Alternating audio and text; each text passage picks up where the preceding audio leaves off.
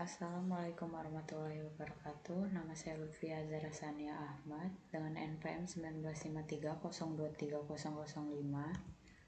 Saya akan mempresentasikan materi unsur golongan utama. Presentasi menggunakan berbagai media pembelajaran seperti Microsoft PowerPoint, ChapDraw, ChapSense, OBS, Flipbook, dan iSpring. Dengan dosen pengampu, yang pertama Ibu Lisa Tania, SPD MSc, yang kedua Pak Galuh Catur Wisnu Prabowo, SSI, MPD. Kompetensi dasar dan indikator, materi unsur golongan utama, gas mulia, halogen, alkali, dan alkali tanah. Subbab, logam alkali dan logam alkali tanah. KD 3.7 menganalisis kelimpahan, kecenderungan, sifat fisika dan kimia, manfaat, dan proses pembuatan unsur-unsur golongan utama.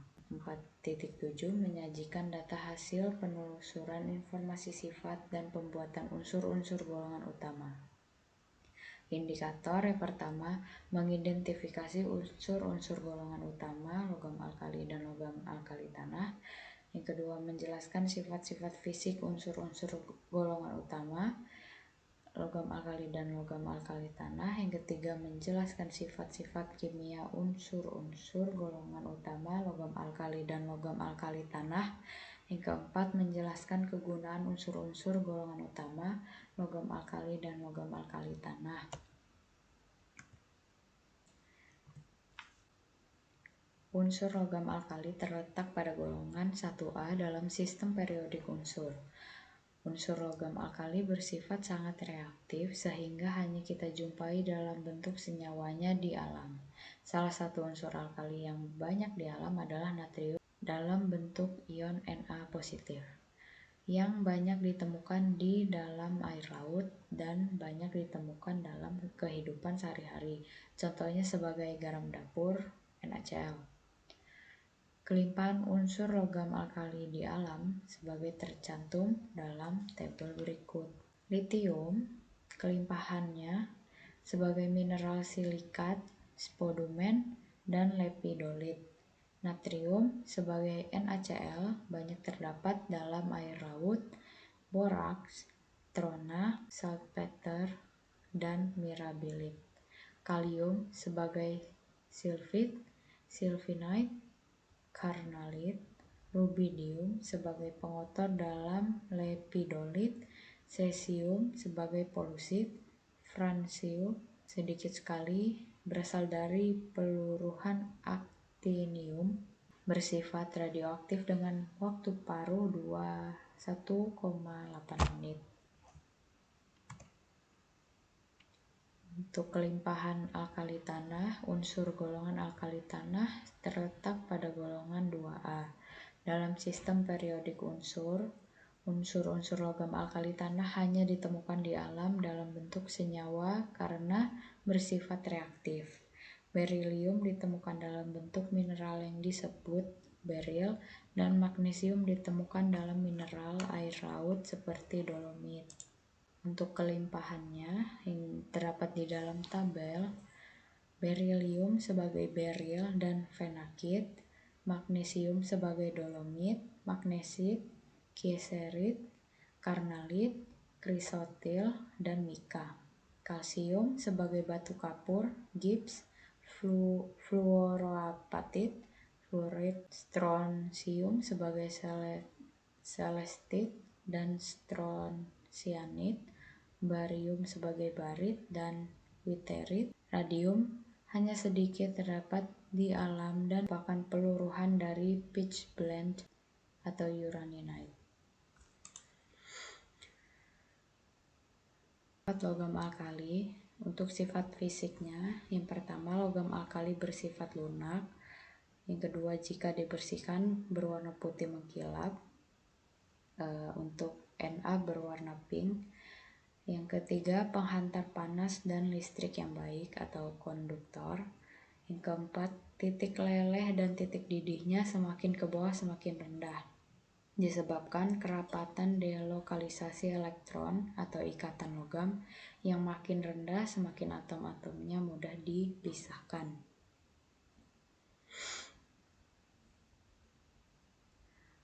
Untuk sifat kimianya, logam alkali bersifat sangat reaktif sebagaimana terlihat dari energi ionisasinya yang relatif rendah. Kereaktifan logam alkali meningkat dari Li ke Fr. Begitu juga dengan sifat reduktor yang semakin kuat. Hampir senyawa logam alkali bersifat ionik dan mudah larut di dalam air. Yang pertama, reaksi dengan air. Semua logam alkali bereaksi dengan air, membentuk basa dan gas hidrogen. Li bereaksi agak pelan, Na bereaksi hebat dengan percikan api, K, Rb, dan Cs meledak jika dimasukkan dalam air. Oleh karena reaksi tersebut sangat eksoterm, gas hidrogen yang terbentuk akan langsung terbakar. Yang kedua, reaksi dengan hidrogen. Jika dipanaskan, logam alkali dapat bereaksi dengan gas hidrogen membentuk senyawa ionik alkali hidrida. Yang ketiga, reaksi dengan oksigen. Logam alkali dapat bereaksi dengan oksigen membentuk oksida, peroksida, ataupun superoksida. Dalam jumlah oksigen terbatas, umumnya terbentuk oksida. Untuk yang keempat, reaksi dengan halogen. Logam alkali bereaksi dengan halogen F2, Cl2, Br2, I2 membentuk senyawa garam halida. Untuk warna nyalanya, ketika dipanaskan dengan suhu tinggi, setiap unsur akan memancarkan radiasi elektromagnetik yang khas. Hal ini terjadi akibat elektron pada atom unsur mengalami eksitasi atau perpindahan ke tingkat energi yang lebih tinggi. Dan ketika elektron tersebut kembali ke tingkat energi semula diikuti pancaran foton, keunikan spektrum radiasi elektromagnetik tersebut dapat digunakan untuk mengenali suatu unsur. Pada pembakaran unsur atau senyawa logam alkali pada nyala api, elektron pada atom setiap unsur logam alkali akan tereksitasi dan menghasilkan warna nyala yang khas. Seperti yang pertama, Li dibakar akan berwarna merah. Yang kedua, Na dibakar akan mengeluarkan warna kuning. Ketiga, K akan berwarna ungu muda. Keempat, Rb akan mengeluarkan warna ungu. Dan yang terakhir, Cs akan mengeluarkan warna biru. Untuk sifat logam alkali tanah, sifat fisiknya, yang pertama relatif lunak tetapi lebih keras dibanding logam natrium dan kalium. Yang kedua, barium bersifat keras seperti timbal. Yang ketiga, berwarna perak mengkilat. Yang keempat, penghantar listrik atau konduktor. Yang kelima, titik didih tinggi dan menurun dari Li ke Cs.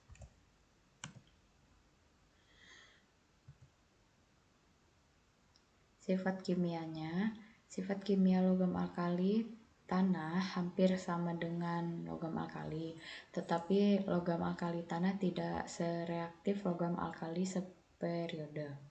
Kereaktifan logam alkali tanah meningkat dari Be ke Ba. Nilai potensial standar logam alkali tanah menunjukkan bahwa logam alkali tanah merupakan reduktor yang cukup kuat. Bahkan Ca, Sr, dan Ba mempunyai daya reduksi yang lebih kuat dari Na. Yang pertama ada reaksi dengan air. Ca, Sr, dan Ba bereaksi dengan air membentuk basa dan gas hidrogen. Magnesium bereaksi sangat lambat dengan air dingin. Berilium tidak bereaksi dengan air. Yang kedua, reaksi dengan hidrogen. Jika dipanaskan, logam alkali tanah dapat bereaksi dengan gas hidrogen membentuk senyawa ionik alkali hidrida. Yang ketiga, reaksi dengan halogen. Logam alkali tanah bereaksi dengan halogen membentuk senyawa garam halida. Yang keempat, reaksi dengan udara. Jika dipanaskan, logam alkali tanah dapat bereaksi dengan nitrogen dan oksigen di udara membentuk nitrida dan oksida. Untuk warna nyalanya, logam alkali tanah juga mempunyai warna nyala yang khas sebagaimana logam-logam alkali. Yang pertama yaitu Be yang dibakar akan berwarna putih. Yang kedua, Mg yang dibakar akan berwarna putih. Yang ketiga ada Ca yang dibakar akan berwarna jingga. Yang keempat ada Sr yang dibakar akan berwarna merah. Yang terakhir Ba akan berwarna hijau. Untuk kelarutannya, sebagian besar senyawa-senyawa logam alkali tanah memiliki kelarutan yang kecil atau sukar larut dalam air. Hal ini membedakannya dari senyawa logam alkali yang umumnya mudah larut dalam air. Berdasarkan data tetapan hasil kali kelarutan atau KSP, kecenderungan periodik dari kelarutan senyawa-senyawa logam alkali yaitu yang pertama, kelarutan senyawa hidroksida, senyawa karbonat, dan senyawa okalat semakin bertambah dari Be ke Ba, meskipun ada sedikit fluktuasi pada senyawa karbonat dan senyawa oksalat. Yang kedua, kelarutan senyawa sulfat dan senyawa kromat semakin berkurang dari Be ke Ba. Untuk kuis, saya memberikan kuis dalam bentuk ice spring yang telah saya share di sebuah LMS yang telah saya buat. Sekian untuk video kali ini. Terima kasih telah menonton. Jika saya ada salah-salah kata atau ada kesalahan dalam penyampaian materi, mohon maaf. Saya tutup. Wassalamualaikum warahmatullahi wabarakatuh.